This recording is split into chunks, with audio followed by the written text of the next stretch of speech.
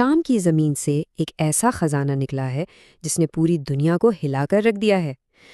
لیکن اصل کہانی سونے کی نہیں بلکہ ایک 1400 سال پرانی پیشن گوئی کی ہے، اور وہ پیشن گوئی کہتی ہے کہ یہ خزانہ ایک بہت ہی خوفناک جنگ کی شروعات ہے۔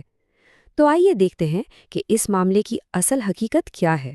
تو یہ سب کچھ شروع ہوا جنگ سے تباہ حال شام میں، جہاں ایک ایسی دریافت ہوئی جس نے سچ میں تہلکہ مچا دیا ہے۔ الجزیرہ ہو، CNN ہو یا BBC، سب کی نظریں اس وقت وہیں پر ہیں۔ جو شروع میں اندازے لگائے گئے ہیں ان کے مطابق اس خزانے کی قیمت 10 ارب ڈالر سے بھی زیادہ ہے۔ اور سنیے، یہ تو صرف ایک محتاط اندازہ ہے، کیونکہ ابھی تک تو ٹھیک سے پتہ بھی نہیں چلا کہ یہ کتنا بڑا ہے۔ یہ سب کچھ بالکل اچانک ہوا۔ بس ایک عام سا کنسٹرکشن کا کام چل رہا تھا کہ مزدوروں کو ایک ایسی غار ملی جو فرش سے لے کر چھت تک سونے سے لدی ہوئی تھی۔ ٹنوں کے حساب سے سونے کی اینٹیں، لاکھوں سونے کے سکے اور نہ جانے کیا کیا۔ اور جو ویڈیوز سامنے آئیں ان میں تو مقامی لوگ خوشی سے جیسے پاگل ہو گئے تھے۔ ہوائی فائرنگ ہو رہی ہے، جشن منایا جا رہا ہے، ہر کوئی یہی سوچ رہا تھا کہ بس اب ان کی غربت کے دن ختم ہو گئے۔ لیکن اس سارے جشن کے پیچھے ایک بالکل ہی الگ، ایک بہت گہری کہانی چھپی ہوئی ہے۔ کچھ ذرائع کا کہنا ہے کہ یہ خزانہ کوئی رحمت نہیں بلکہ ایک 1400 سال پرانی وارننگ، یعنی سونے کی پیشن گوئی کا پورا ہونا ہے۔ تو سوال یہ پیدا ہوتا ہے، کیا یہ زمین سے نکلا ایک تحفہ ہے یا ایک ایسی لعنت جس کی پہلے ہی خبر دے دی گئی تھی؟ اور یہیں آ کر ساری بات خوشی سے خوف کی طرف چلی جاتی ہے۔ اس پیشن گوئی کو سمجھنے کے لیے فتنہ کا مطلب جاننا بہت ضروری ہے۔ کہا یہ جا رہا ہے کہ یہ سونا صرف دولت نہیں بلکہ ایک بہت بڑا فتنہ ہے، ایک آزمائش جو انسانوں کے ایمان کو پرکھنے اور ان کے بیچ لڑائی جھگڑا کروانے کے لیے بھیجی گئی ہے۔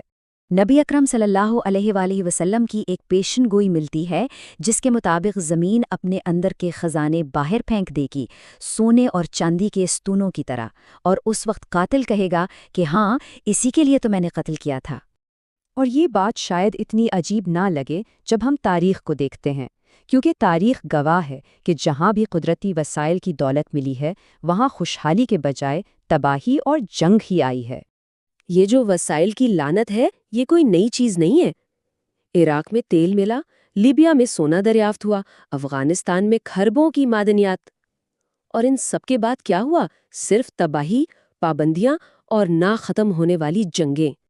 اب کہا یہ جا رہا ہے کہ دنیا کی بڑی طاقتیں جو خود بھی معاشی بحران سے گزر رہی ہیں وہ اس سونے پر قبضہ کرنے آئیں گی، اور بہانہ کیا بنایا جائے گا؟ جی اسے دہشت گردوں سے بچانا ہے، یا یہ تو ورلڈ ہیریٹیج سائٹ ہے، اس کی حفاظت کرنی ہے، جبکہ اصل مقصد کیا ہوگا؟ صرف اس دولت پر قبضہ کرنا۔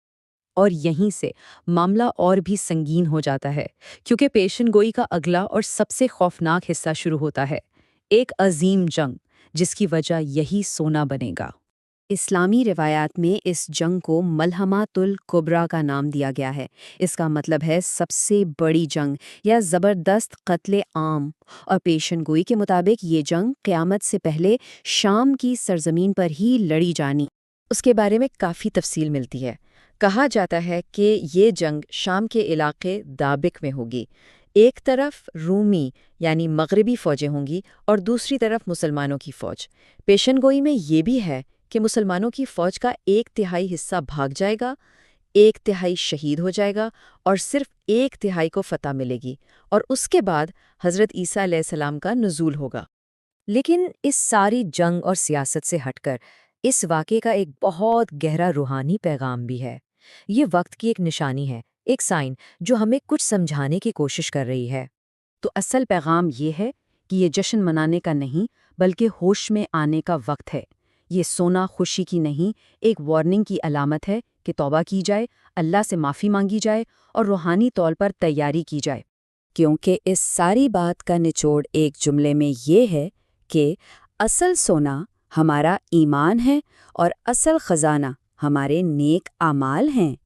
تو آخر میں سوال وہیں کا وہیں ہے، شام میں ملا یہ سونا آخر ہے کیا؟ صرف ایک بے پناہ خزانہ، ایک بڑی جنگ کی وجہ، یا پھر واقعی ایک آخری وارننگ؟